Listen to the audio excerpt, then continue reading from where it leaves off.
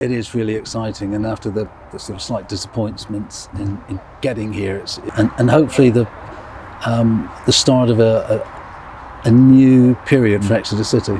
And as chairman of the club and the trust, you must be, over the moon with how far the club has come under trust ownership to be able to even do this kind of project. Yeah, it's amazing. We've talked an awful lot about sustainability in the past, and more recently we've been talking about sustainable success and sort of get promoted and to be doing this as well.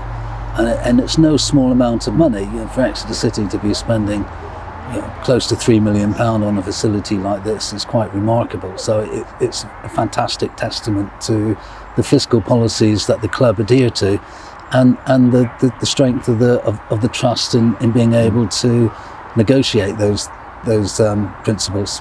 And as you said, it's no secret the fact that the project has gone up another near £1 million. I mean, that when you found out the contractors were pulling out, and to get to this point we're in now so quickly, it must have been a difficult period for the club. Well, first of all, it was hugely disappointing because obviously you plan for 3 years, not for 12 months. So the first thing that you do is reflect on how does this impact longer term. I don't think there was ever a doubt that we would go ahead with it. It's certainly not a case of not being able to afford it, but it was a case of assessing what the future looks like, what the next 3 years looks like. So it was disappointing, but again, it demonstrates the strength of the club at the moment, that we can carry on regardless. And the building is behind you there. I think Taggy said built in 1974 as a temporary building, has somehow survived 40 years and a lot of storms. Definitely due an upgrade. It's just looking at the line of the roof there and how it bows. Yeah, and I've said to a number of people, you don't realise something's so bad until you're looking at replacing it, and then you notice every crack, every nook, every cranny that doesn't look quite right. So it's well past its sell-by date, I think. And the new facility, we're almost not replacing it. We're starting with something completely different, and I think that will be to the great benefit of the club. And for the players, the staff, the management, it's where they spend 90+% of their time as well. So it's crucial that they're comfortable in their surroundings, isn't it? Yeah, I mean, this is their place to work, and it may feel odd, but one of the most important parts of the building is the canteen, where people can actually mix and spend time together, and that's invaluable. The fact that people will have comfortable offices, that they'll be warm, they won't be fixing leaks. And when new players come and have a look around the place, and it already looks, if you look out over the pitches, it looks remarkable here. But to have a nice new building here as well is got to say something about the ambition of the club. And like you say, in terms of facilities, everything is going to be improved. There's going to be a lot more options for the analysis and the gym and the catering. Just everything's going to be upgraded to be more modern and more fitting for a modern training ground. Yeah, completely. And it's so important. Everybody's workplace is really important, and so the more benefit you can deliver within that space is vital.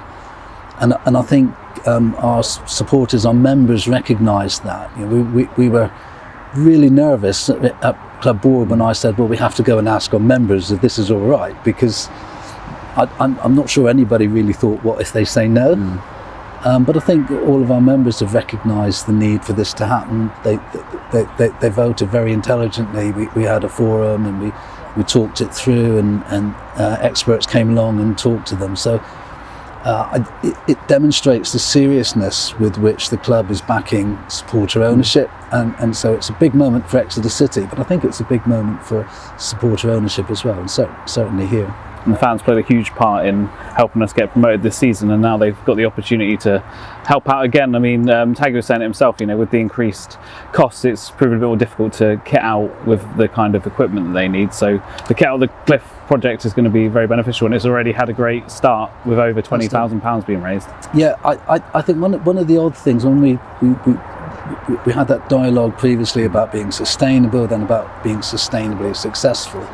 But we do own the football club. The trust do own the football club, and I think most owners, in League Two, and this isn't a scientific research at all, put around 200,000 into the club every year. We put in half that. and I think part of sustainability has to be that the club pays its way.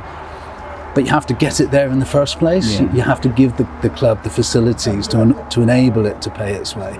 And I think that's what our members recognise, that we're doing our best to put the club in the best possible place to drive revenues, whether that's by having a good team that benefits from a good training facility, or whether it's doing out the trust suite in hospitality. So I think our members get that, and I think they appreciate, and certainly I appreciate the trust, and the club appreciate every time they put their hands in their pockets, especially today because times are hard, aren't they? For people to spend their disposable income on Exeter City is a great honour for all of us, and we have to be respectful of that. Yeah, and just finally as well, with the club finally getting back into League One, season tickets about to hit 3,000. I mean, this happening is no better time to join the trust if you haven't already.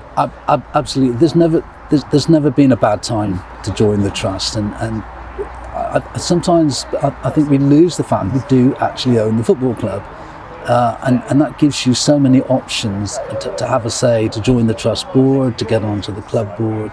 It's a fantastic time for the trust because we're being successful, but there's never been a bad time